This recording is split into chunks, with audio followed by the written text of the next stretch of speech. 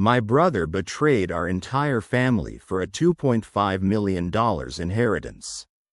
But if he thought money could save him, he didn't know karma. This story isn't just about greed. It's about loyalty, lies, the weight of guilt, and how a single choice can destroy everything a family was built on. So let me take you back to the moment everything began to fall apart. My older brother, Mason, had always lived like the world owed him something.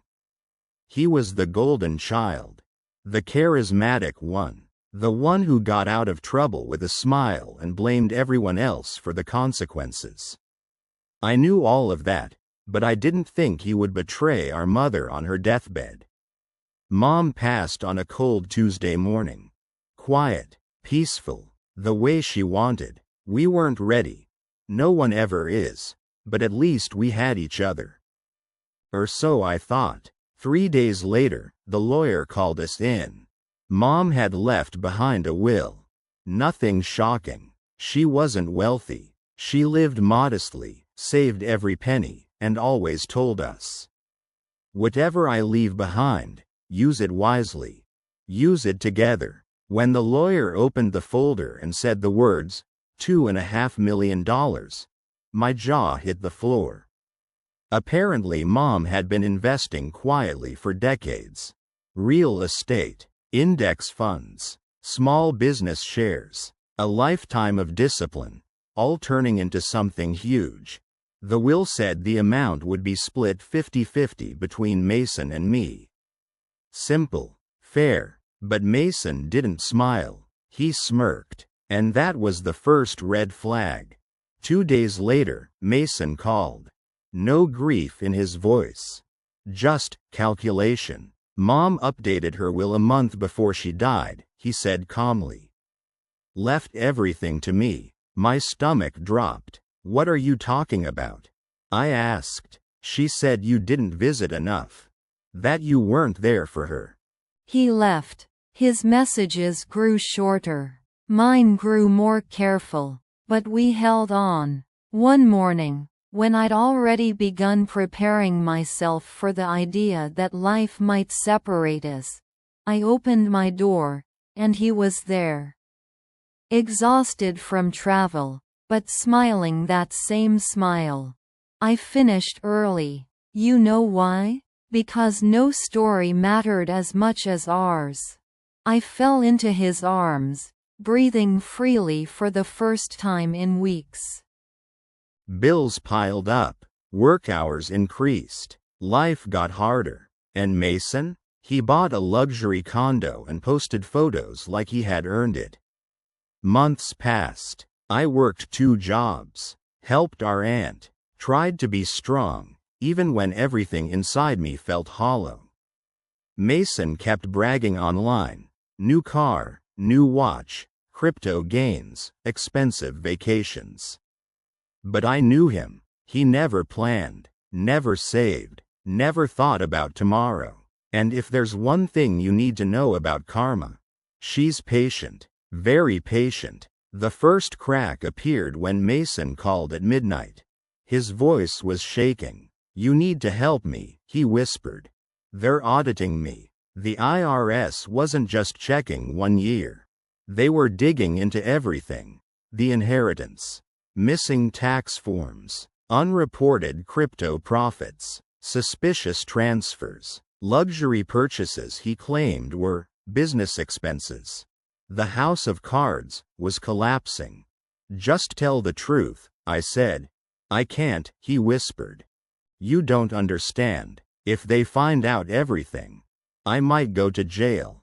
I didn't say anything, because part of me felt sorry for him. And part of me felt like this was exactly what he deserved. 2 weeks later, Mason showed up at my door.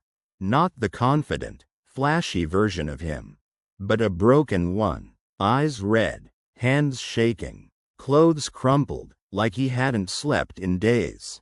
He stepped inside and collapsed onto my couch. They froze my accounts, he said. All of them. What do you want from me? I asked calmly. He looked up slowly, and for the first time in years, he seemed human. I need money, please. Just until this passes. Money? The same money he stole? The money meant for Mom's medical care? For our aunt? For the future we were supposed to build together? I took a deep breath. You stole from me, I said.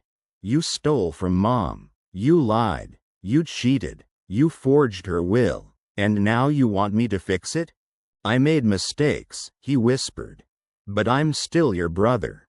I shook my head. That's the problem. Mason broke down crying. Not dramatic crying. Real crying. The kind that shakes a person's whole body. I thought I could handle it, he said. I thought money would fix everything. But it only made everything worse. He admitted everything. Forging parts of the will. Bribing an attorney. Hiding crypto gains. Falsifying tax forms. Lying to our aunt. Lying to me. Lying to himself. He never wanted to hurt Mom, he said. He just panicked. Saw money and grabbed it with both hands.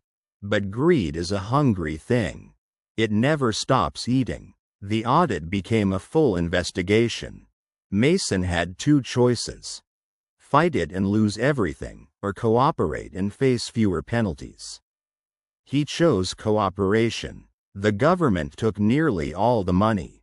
Every car, every investment, every luxury item. The condo? Sold. Crypto? Seized. Bank accounts? Empty. He went from millionaire to bankrupt. And when the dust settled, he had no one left but me. For the first time, Mason started acting like a real person. He apologized to our aunt. He helped me with house repairs. He got a real job, his first in years. He stopped bragging online. Stopped gambling on crypto. Stopped lying. He wasn't perfect, but he was trying. One evening, we sat outside, watching the sun set behind the trees. Do you hate me? He asked quietly. I thought about it. I did, I said. For a long time. But hate is heavy, and I'm tired of carrying heavy things. He nodded. I'm sorry, he said again. This time, I believed him. Life didn't magically become perfect. Mason still struggled, still had debts, still had guilt, but he also had something he didn't have before. Humility. And as strange as it sounds, I'm grateful, not for what he did, not for the pain, but for the truth the universe always teaches. Greed destroys, integrity survives, and karma never misses. In the end, the $2.5 million wasn't the real inheritance. The lesson was,